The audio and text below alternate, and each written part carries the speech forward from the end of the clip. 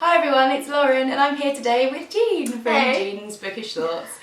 And we are here to talk about our Feminist Orchestra books that we read last year in 2019. That we read. Or didn't read. If you don't know, Jean and I run a feminist reading group on Goodreads, which will be linked in the description box below if you'd like to join in. We read a book every 2 months. We normally read 5 over the course of the year.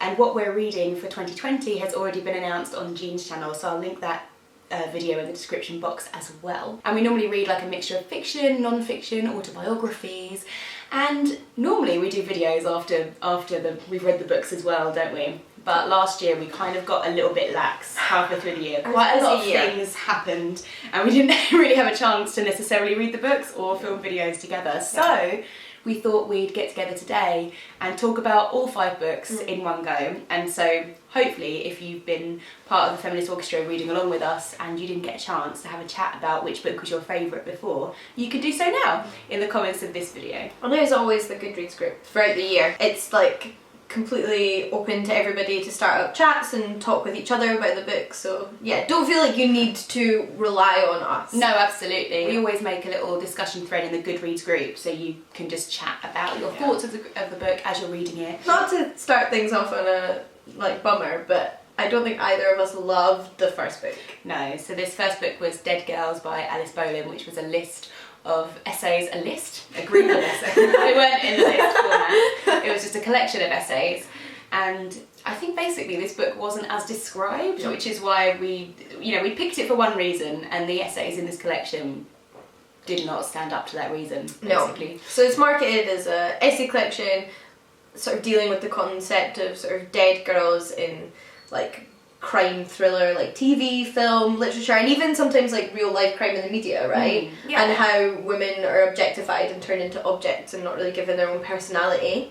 Yeah, it was like, this is what I wanted it to be about. It was like the proliferation of corpses of girls like littering TV shows which are about the male detectives solving their murder, not really about the women who have been murdered. And also, to be fair, I think we kind of picked this off the back of things like Hallie Rubenfeld's The Five, which is looking at the victims of Jack the Ripper, and it's like this idea of reclaiming the stories of the actual women who were murdered. But maybe like one essay in this collection was actually on that concept, and all the rest of them were about LA. Alice Bolan moving to LA. It's an essay collection, but LA. But it also was boring. It wasn't even interesting. Like if you hadn't been to LA, you just wouldn't be able to connect with it, basically, would you? Like that essay though was great. Like love that one essay. I think there was one which I really liked, which was about eating disorders and witchcraft. Yes, and they talked about Helen Oyemi and Toni Morrison. It just didn't know what it was.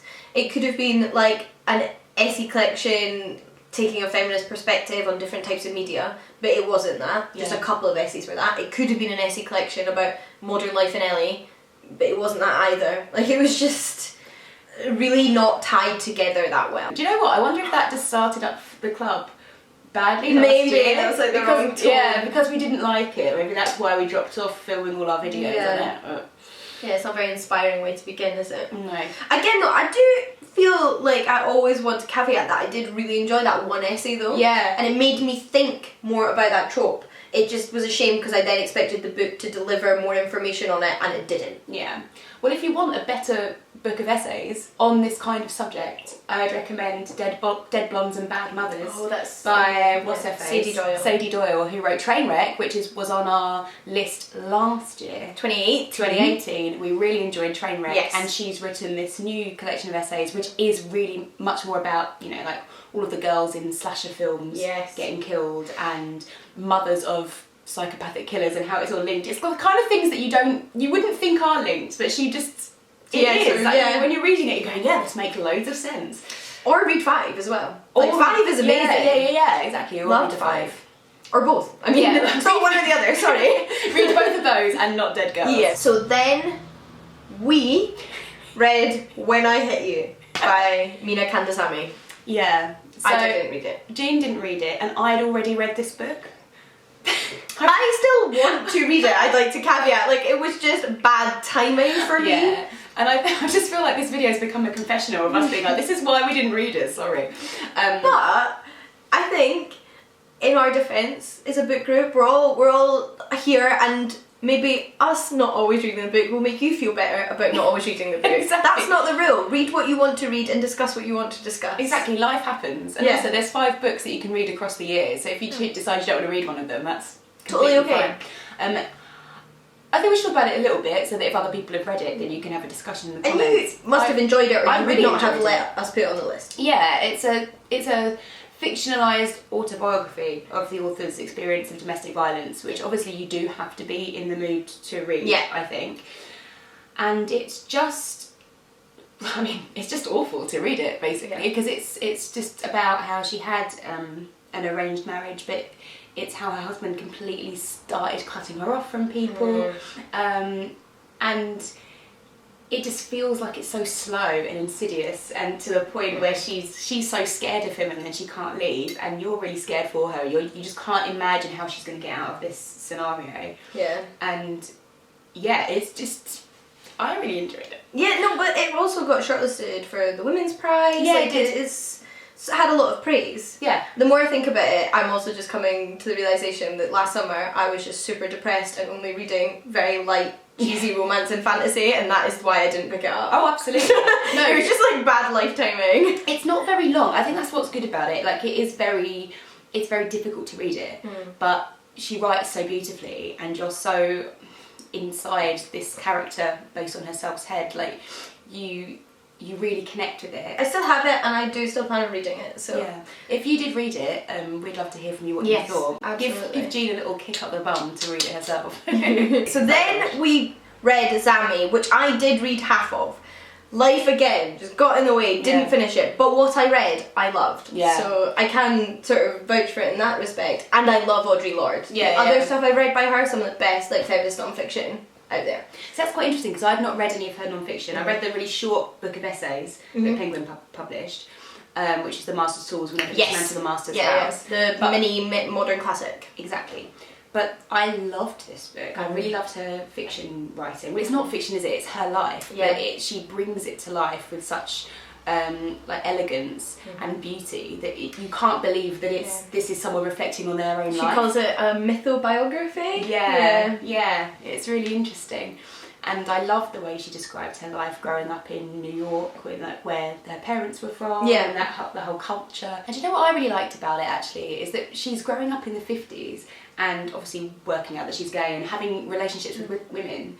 And it seems like really fine and really easy for her. I mean, not easy. I don't want to like downplay it, but I think we get this impression that society only started really opening up in like the 60s and 70s, and that's when everyone was a bit sort of crazy and okay with things. And she's having interracial relationships with other women, like, and it is in New York, obviously. So it's a little bit easier to get away from, I guess, more conservative families and stuff. But I thought that was a really great sort of picture to paint, that, like, you know, to something exactly, like people who are gay have existed throughout history, and people have lived their lives. I know the 50s isn't that long ago. It's not the same as kind of a more historical like LGBT book, but it, you know, it's reassuring to read that. I think that, like, people were people and have been forever. It's so funny, actually. I'm just thinking back now, because in 2018 we read Orange Is Not the Only Fruit, which is like a fictionalised autobiography of Jeanette Winterson's life, and she's coming out as gay in the 50s, and it's in Britain. So there's quite like a sort of parallel there. Yeah, and a contrast as well, because in Jeanette Winterson's, she's living in this really small, like, northern village. Very like evangelical Christian family. Very conservative. Yeah. And I guess if Audre Lorde's growing up in New York, she's got more avenues to kind of get away from those kind of views. Then we read Did you not read this at all? No. Oh my god, Jean! I feel really bad for making you be part of this video. It's like I brought you out. Did you read this book? No. Did you read that book? No. We're the sort of like, we're the opposite ends of the spectrum. It's great. And I read the last one, so it's fine. We'll end on a high. Well, the next book was The Left Hand of Darkness by Ursula K. Le Guin, and I read half of this because I decided I didn't like it. So there's not very much we can both say on this. I think we picked it for the wrong reasons. Probably similar to Dead Girls. This is a sci-fi novel set on a planet where people are very much like humans, apart from the fact they don't have a gender or an outwardly presented gender, and they're androgynous, and when they have a sexual cycle, they just become either male or female in order for them to procreate, and then they go back to being androgynous again. And we thought, oh, wow, how cool! That's gonna be a really interesting discussion of gender, and it kind of wasn't. But that's not down to the book. No. That's just down to what we thought the book was gonna be. And I mean, I also wanted to put Ursula K. Le Guin on the like sort of reading list because she is such like sort of a like famous female sci-fi writer that sort of had quite like I think like an impact on the perception of women writing sci-fi. She sort of was quite well known and well selling in that genre in a time when it was so heavily dominated by male writers that's just quite interesting in itself.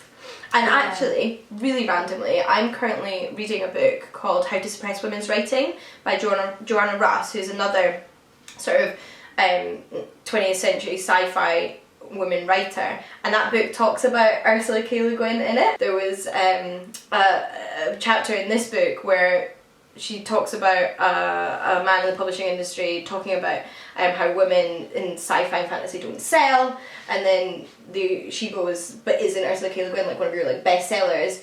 And he then he like switches between calling Ursula K. Le Guin she and he, because it's like he can't seem to almost process that she's a woman, that he almost just innately assumes she's a man.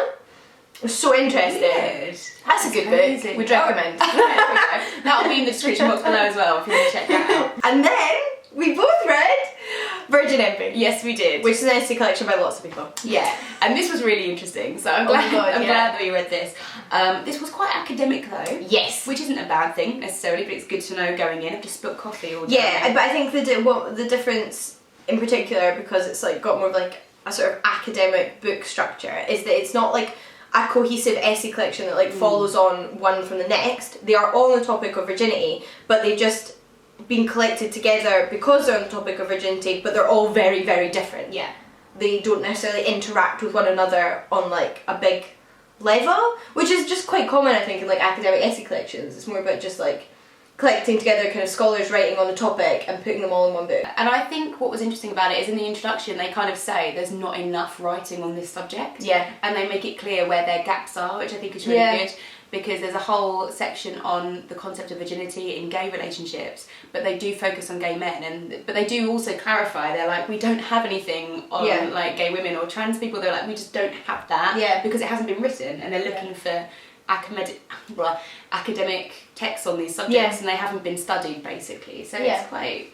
Yeah, in that way I think it doesn't aim to be like a be all and end all on a subject. It's like opening up a conversation in the hopes that I guess more people working in these fields will write on them. Yeah, exactly. And a lot of it as well is kind of literary and media criticism. Yeah, which is hit and miss I think, isn't it? Because it depends. Sometimes there was one bit talking about virginity in the context of vampire romances. It looks at Twilight and True Blood, and it's that's so cool. But when you've seen those shows or you've read those books, you can engage with it so much more. And there were some essays on like really obscure films that I've never heard of. Yeah. I just think like I can't contextualise this at all. I've got no idea what you're talking about. Yeah, totally. But again, it was just another one that made me think about a subject. It made me want to read more about it, and it had some recommendations for books in terms of books other people had cited that I've now like sort of added to my sort of books I want to read type thing, because it is such a sort of kind of disturbing concept that we don't talk about a lot, how like constructed virginity is and then how it's used to kind of like socially sort of segregate people and create like sort of idealized versions particularly of like women. And it is quite insidious, but it's something that you just don't think to question. Also what I thought was interesting is how often they bring about like our idea of virginity is based on like biological inaccuracy as well. Yes, I learned so much about hymens. Yeah, all this stuff about hymens. They're like, oh, some people don't have hymens. They're like, and all this, and it doesn't operate in the people think the way people think it does. It's also not culture. like a film that you like break through. Yeah, I know, which is hilarious. I remember talking about that with you, like when we were reading it together, and I was like, do you know what I've just thought? I was like, it's googling. What is a hymen? Because obviously, if you have a period, stuff's coming out. So like, so there can't be a barrier. Like, it also shows how disturbingly massively lacks both like our sex ed and like sort of biology of women is. Yeah, but why didn't I understand what a hymen was? I don't know. You don't need to know. I mean, your small female mind doesn't need to understand. Let's be honest, none of us need to know, just because it doesn't matter. Well, that's true. So are you like me? Or are you like Lauren? How many books did you read? Actually, I'd be interested to know, if you are part of the book club, do you tend to read all of them, or do you just look at the list that we make and then decide which ones you find interesting? I suppose I'd be interested to know how you interact with the book club. Yeah, is it just like a way for you to discover books that you might not have otherwise read? Do you like having the chat discussions to check in on? Yeah, exactly. Do you just like it when we do the videos so you can just like see a discussion and not have to comment necessarily? It's quite it's good. It's for everybody. There's no right answer. So if you have read any of these books, obviously let us know in the comments below and we can have a bit more of a chat about it. And if you would like to either join in this year if you haven't been part of it before, or if you're just a little bit late and you haven't seen Jean's video, we've got the list of 5 that we're going to be reading in 2020, and the first book starts in March, so which is now, but I mean it's going to be it's across March and April, so you've got 2 months to read them, so don't worry if like you think it's started a bit too soon. Yeah. Cool. And I'll see you in my next video. Bye.